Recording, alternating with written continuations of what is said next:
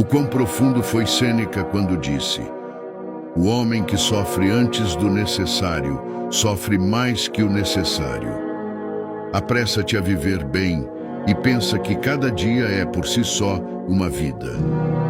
Sofremos mais na imaginação do que na realidade e estamos constantemente mais assustados do que feridos.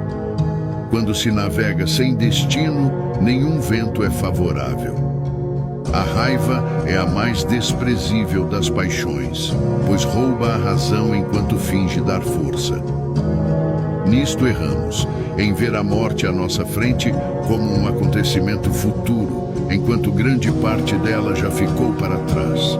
Cada hora do nosso passado pertence à morte.